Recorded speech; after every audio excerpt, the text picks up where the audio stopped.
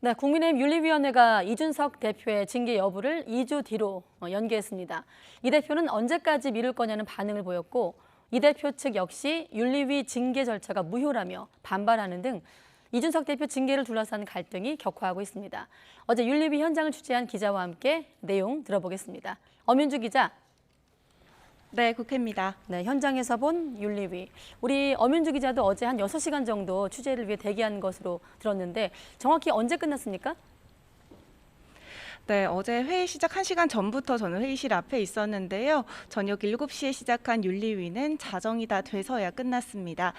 집권 여당의 당 대표의 징계 여부를 심의하는 자리인 만큼 무려 5시간 가까운 마라톤 회의가 이어졌습니다. 네, 그리고 화면을 보니까 이렇게 취재진 질문에 입을 꽉 다물고 있던데, 자, 윤리위원회를 이끌고 있는 이양희 위원장 어떤 인물입니까? 네, 우선 이양희 위원장은 고 이철승 전 신민당 대표의 딸로 유명합니다.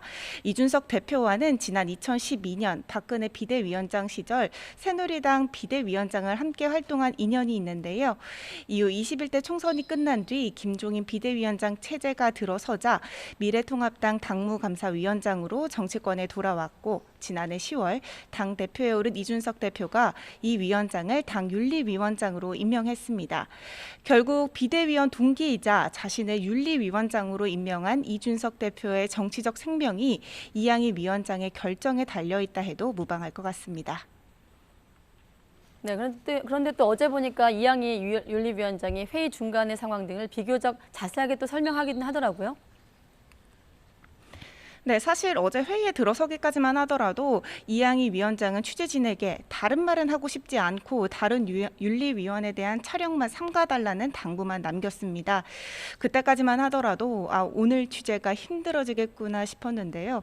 예상외로 이 위원장은 중간중간 회의 도중 나와서 취재진의 질문을 많이 받아줬습니다.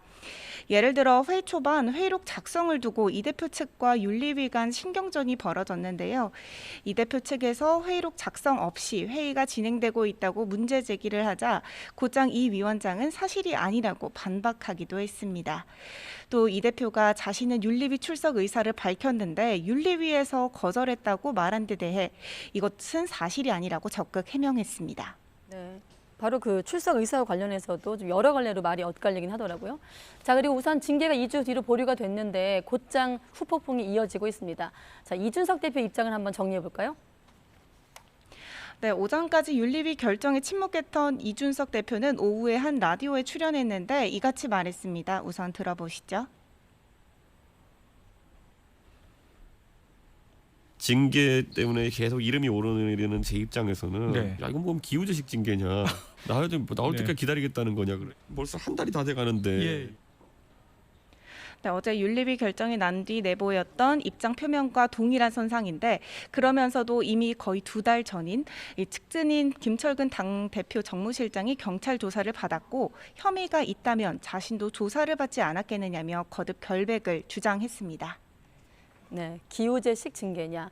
자, 이렇게 징계 여부를 보류한 이준석 대표와는 달리 이 대표 핵심 측근이죠. 김철근 정무실장 같은 경우는 징계 절차를 개시하기로 했는데 곧장 반발의 목소리가 나오고 있더라고요.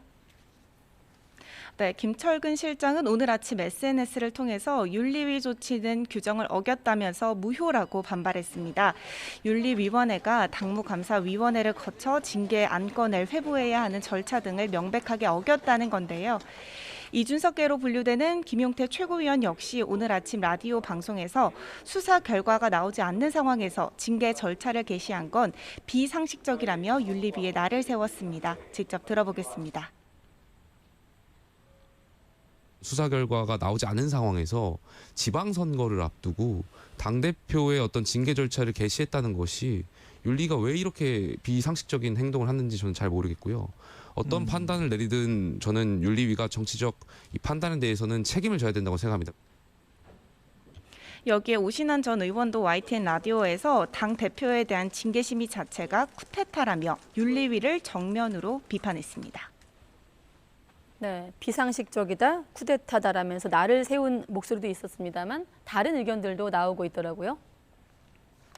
네, 평소 이준석 대표와 껄끄러운 쪽에서는 공개적으로 원칙론을 강조하기도 했는데요. 오늘 아침 회의에서 나온 조수진 위원의 발언부터 먼저 들어보시죠. 조국 수호로 상징되는 팬덤 정치와 내로남불, 각종 성범죄에 대한 무분별한 용인이 더불어민주당의 패착이라는 전문가들의 진단 역시 타산지석으로 삼아야겠습니다. 네, 이를 두고 사실상 이 대표를 겨냥한 발언이 아니냐는 해석이 나오고 있는데요. 하지만 당내 상당수는 파장을 고려해 말을 아끼며 상황을 주시하고 있습니다. 이런 가운데 권성동 원내대표는 이럴 때일수록 당이 하나가 되어야 한다며 혼란을 수습하는 모습이었습니다. 네, 당내 분위기가 이렇다 보니 다음 윤리위 일정이 더 궁금한데 언제 열리는 겁니까? 네, 이준석 대표에 대한 징계 여부는 다음 달 7일 저녁 7시에 다시 열립니다. 다음 회의에서는 이준석 대표가 직접 출석해서 소명을 밝힌 뒤 윤리위가 징계 여부와 수위를 심의 의결할 예정입니다. 자, 그렇다면 쟁점, 다음 윤리위 회의에서 지켜봐야 될 쟁점은 무엇이죠? 네, 애초 이번 사안의 핵심 쟁점은 이준석 대표의 성접대 증거를 김철근 정무실장이 없애기 위해 회유를 시도했는지 아니면 이 과정에서 이 대표가 직접 개입했는지 여부인데요.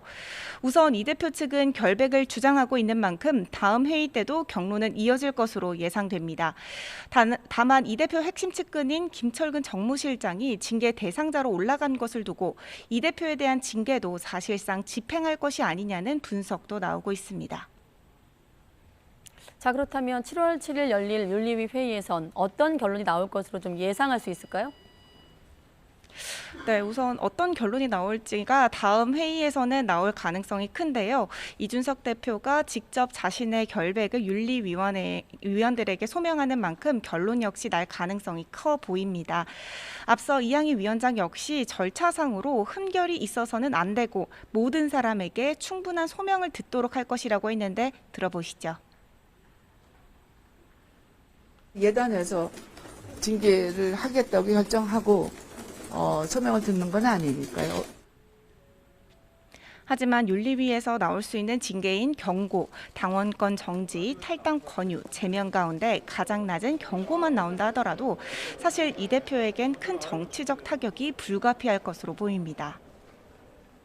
네, 그리고 엄윤주 기자, 번외이긴 한데 이 뉴스도 좀 화제더라고요. 자, 오늘 아침 회의에서 배현진 최고위원과 또 이준석 대표 간의 어떤 또 신경전이었는데 악수 거절 소동은 왜 일어난 겁니까? 네, 이미 SNS나 인터넷 커뮤니티를 통해서 해당 영상이 많이 이슈가 됐죠. 지도부 난맥상을 여과 없이 드러낸 것이라고 볼 수 있습니다. 앞서 지난 20일에는 비공개 회의 내용 유출 책임을 놓고 공개적으로 언쟁을 벌이기도 했는데 아직 그 감정의 앙금이 다 풀린 것 같지는 않아 보입니다.